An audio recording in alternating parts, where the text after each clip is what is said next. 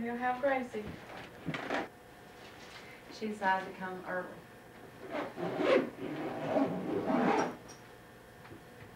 She was supposed to come on July 10th,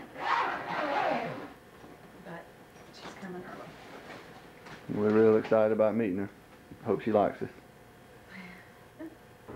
How you feeling? Nervous. You got your IV in. How about you? I'm excited, but I'm nervous.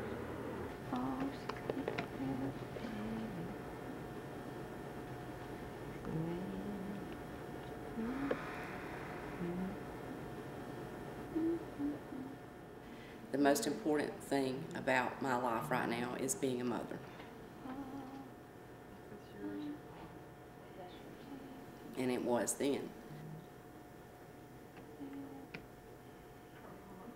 I did the small town girl thing and married my high school sweetheart. He was 2 years older than me and already in college. And I was only 18 years old when we got married. But I certainly didn't think I was going to get married young. It just, once I met my husband and he asked me to marry him, it seemed like the thing to do, which is, when you're 18, how you think.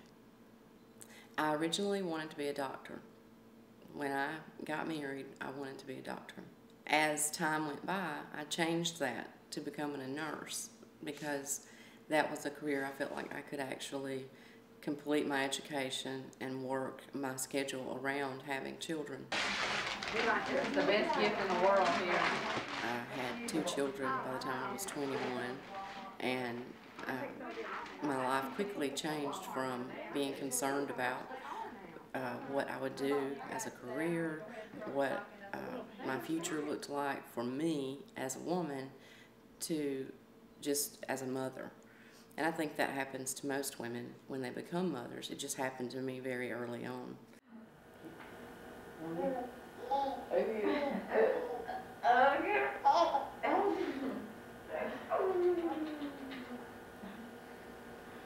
I had changed career paths based on a marriage that really wasn't meant to last.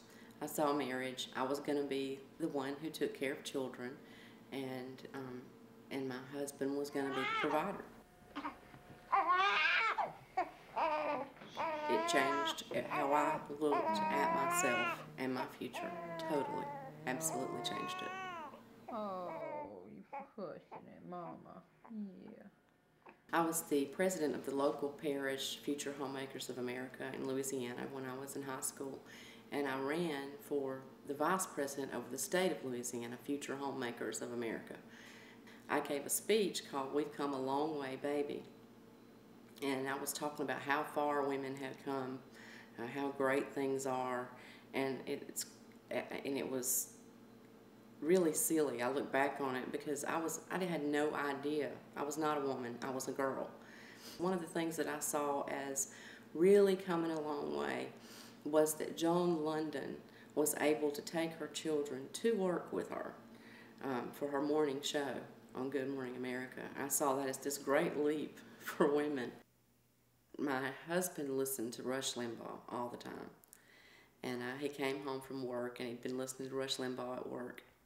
He was an accountant, and he was talking about feminazis, and that was the word for women who apparently were lesbians and wore boots, and they were not going to accept things the way that they should be. Here is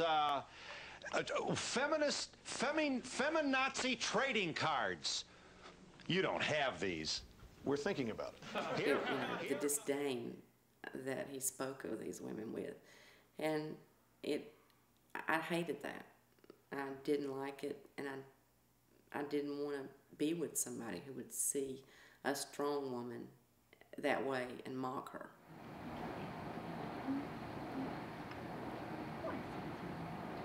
Women are constantly bombarded with the Oprah shows and magazine articles and church sermons and everything that makes it clear that it's the woman's role to keep her marriage healthy.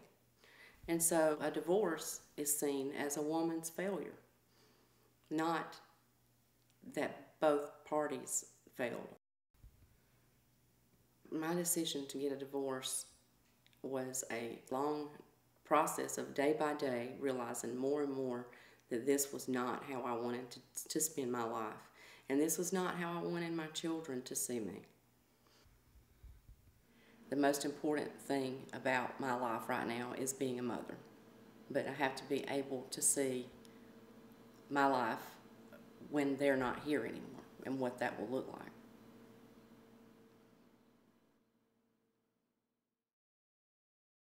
So raindrops keep falling on my head. That doesn't mean my eyes will soon be turning red. No, it's not for me. No, I'm never gonna stop the rain by complaining, because I'm free. Nothing's worrying me.